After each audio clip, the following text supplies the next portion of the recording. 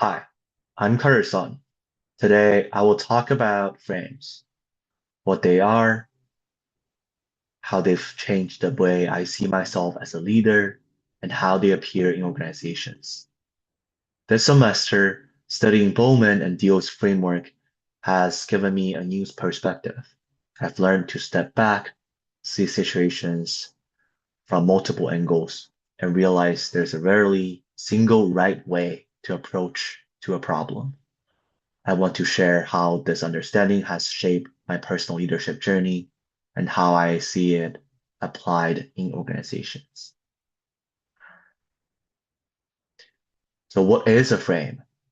A frame is a mental lens, a way of seeing situations that emphasizes certain aspects and hide others.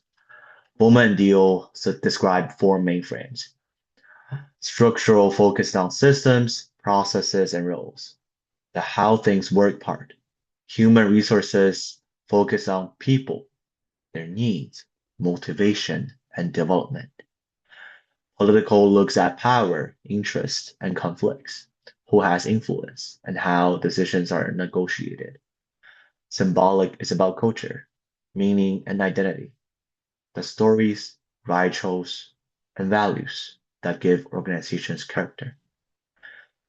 None of these frames is inherently better. Each reveals something the others miss. For instance, imagine a team conflict. Structurally, you ask if processes or roles are unclear. Through the human resource frame, you ask if people feel heard. Politically, you ask whose interests are clashing. Symbolically, you ask if the culture is creating tension. Same event for very different interpretations. Understanding this helps leaders avoid tunnel vision and make more balanced decisions. What is reframing? Reframing is the skill of switching frames when your first view doesn't give the full picture.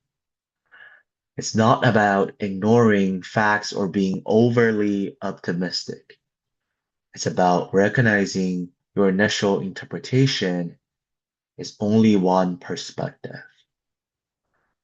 For example, in a cybersecurity project roadblock, structurally, you might think the process is broken. Let's fix it. But reframing might prompt human resources would think our team members overwhelmed or undervalued. Political will think about are there competing agendas slowing progress. Symbolic would say, does this align with team identity and culture? So practicing reframing reduces blind spots, improves decisions, and builds flexibility. It's a habit leaders can develop deliberately, and in this semester, learning to pause and ask, which frame am I in right now, has been transformative to me. So my dominant frame, when I reflect on myself, I realize I operate mostly in the structural frame. This makes sense as a cybersecurity student. I'm trained to think in systems, follow logical chains, and find gaps in processes.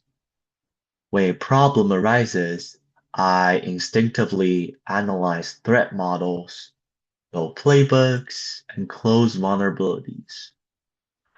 This strength allows me to solve technical problems efficiently. But this is a frame, not the whole truth. Defaulting to it means I often underweigh the human and political dimensions. I might implement the technically perfect solution, but if people aren't considered or political realities ignores, it might fail. Recognizing this has been eye-opening and has made me more conscious of other perspectives. My blind spots are mainly in the human resource and political frame. These feel uncomfortable. They're harder to quantify than structural problems. Ignoring them has real consequences. Technically correct solutions may fail if people aren't on board, or decisions may create unintended political tensions. I also tend to use technical language when communicating with non-technical stakeholders, which can shut people out.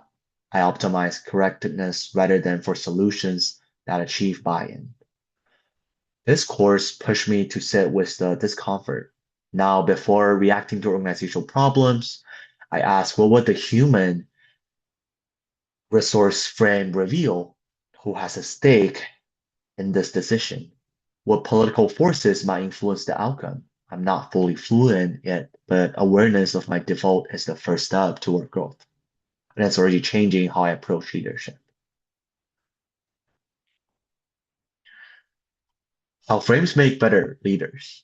Leaders who fail only rely on a single frame. In cybersecurity, for example, rolling out new security protocols structurally, writing the policy, training staff, enforcing compliance often meets resistance. Adding the human resource frame leading asks, why are people resisting? What support do they need? It transforms the rollout approach and increases adoption. Building a security culture also requires multiple frames. You cannot mandate culture. The symbolic frame shows that identity, shared stories, and rituals create engagement. Policy alone don't build commitment, meaning does. So leaders who integrate structural, human resource, political, and symbolic perspectives are more effective, resilient, and adaptive. My leadership path forward. Looking ahead, I need to invest in the human resource frame because it's the one I resist most, and that's also the one I need most. The political frame will be harder since navigating completing interest doesn't come naturally to me. I leave this course with a concrete habit, pausing before acting and asking, which frame am I in right now? That deliberate reframing is what separates technically skilled individuals from true leaders. Thanks for watching, and I hope my reflection show how frames and reframing can shape leadership, both personally and in organizations. Thank you.